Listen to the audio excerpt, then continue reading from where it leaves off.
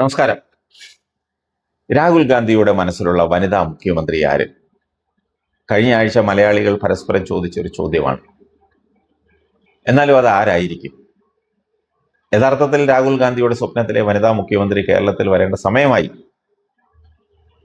എൻ്റെ ഒരു സുഹൃത്ത് ഇക്കാര്യത്തെക്കുറിച്ച് സംസാരിച്ചപ്പോൾ സംശയം പ്രകടിപ്പിച്ചത്, പ്രിയങ്ക ഗാന്ധിയെ മുഖ്യമന്ത്രിയായി കേരളത്തിൽ വാഴിച്ച ശേഷം 2029 വരുന്ന പൊതു തെരഞ്ഞെടുപ്പിൽ പ്രിയങ്ക ഗാന്ധിയെ പ്രധാനമന്ത്രി സ്ഥാനാർത്ഥിയായി ഉയർത്തിക്കാട്ടി ഭാരതം പിടിച്ചെടുക്കാമെന്ന കണക്കൂട്ടലിലാണോ അദ്ദേഹം ഇങ്ങനെ പറഞ്ഞതെന്നാണ് അദ്ദേഹം പറഞ്ഞത്.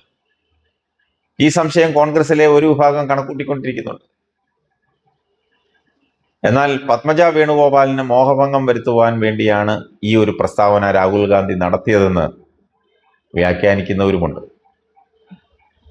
അങ്ങനെയാണെങ്കിൽ ബിന്ദു കൃഷ്ണ മുതൽ ഐഷ പൊറ്റി വരെ ആരെയും പരിഗണിക്കാം. ആരെ വേണമെങ്കിലും.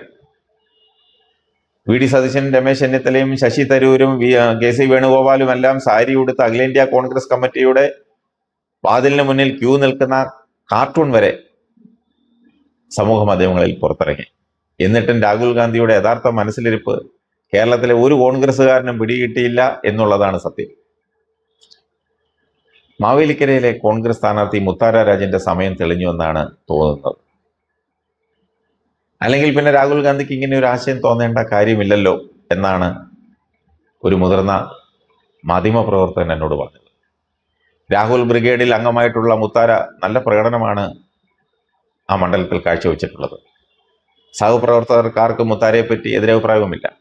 കറതീർന്ന കോൺഗ്രസ് പ്രവർത്തകർ, അതിലുപരി അച്ചടക്കം കൃത്യമായി പാലിക്കുന്നവരും. അതിനവരെ സഹായിക്കുന്നത് അവരുടെ നിരന്തരമായ ജൂഡോ പരിശീലനമാണ്. സംഗീതത്തിൽ ദിവസവും വെളുപ്പിനെ 4 മണിക്ക് എഴുന്നേറ്റിരുന്ന് സാധകം ചെയ്യുന്നത് പോലെ കായിക മുറകളിൽ ദിവസവും രാവിലെ പരിശീലനം ആവശ്യമാണ്. അത് അച്ചടക്കം സ്വയമേ ഉണ്ടാക്കും. മുത്താര രാജിന് അനുകൂലമായി നിൽക്കുന്ന മറ്റൊരു ഘടകം അവരുടെ ജാതി പരിഗണനയാണ്. ഒരു വനിതയെ മുഖ്യമന്ത്രിയാക്കുന്നതിനൊപ്പം പട്ടികജാതി വിഭാഗത്തിൽ നിന്നും കേരളത്തിൽ ആദ്യമായി ഒരു മുഖ്യമന്ത്രിയെ തെരഞ്ഞെടുക്കുവാനും കോൺഗ്രസിന് അവസരം ലഭിക്കുകയാണ്. അസൂയക്കാർ ഇതിനെപ്പറ്റി പറയുന്നത് മറ്റൊന്നാണ്. കേരളത്തിലെ ഗ്രൂപ്പിസം അവസാനിപ്പിക്കുവാൻ കോൺഗ്രസ് നേതൃത്വം പഠിച്ച പണി 18 നോക്കി, പക്ഷെ നടക്കുന്നില്ല. മുഖ്യമന്ത്രി സ്ഥാനാർത്ഥി മോഹികളെ കൊണ്ട് പൊറുതിമുട്ടി നിൽക്കുകയാണ് കോൺഗ്രസ് നേതൃത്വം. ഏതെങ്കിലും രീതിയിൽ UDF അധികാരത്തിൽ വരികയും കോൺഗ്രസിൽ നിന്ന് പുരുഷന്മാരാരെങ്കിലും മുഖ്യമന്ത്രിയാവുകയും ചെയ്താൽ അത് 2011 മന്ത്രിസഭയുടെ തനിയാവർത്തനമായി മാറുമെന്നാണ് പലരും പങ്കുവയ്ക്കുന്നത്. ഉമ്മൻചാണ്ടി അനുഭവിച്ച പീഡ ഉമ്മൻചാണ്ടിക്ക് പോലും അറിയില്ല. സ്ത്രീകൾ പൊതുവെ മുഖ്യമന്ത്രി സ്ഥാനത്തിന് വേണ്ടി അലമ്പൊന്നും ഉണ്ടാക്കുകയില്ലെങ്കിലും പുരുഷന്മാർ തങ്ങൾക്ക് കിട്ടാത്ത സ്ഥാനത്തെ ഓർത്ത് വിലപിക്കുകയും കുത്തിത്തിരിപ്പുണ്ടാക്കുകയും ചെയ്യുമെന്നുള്ളത് ഉറപ്പാണ്.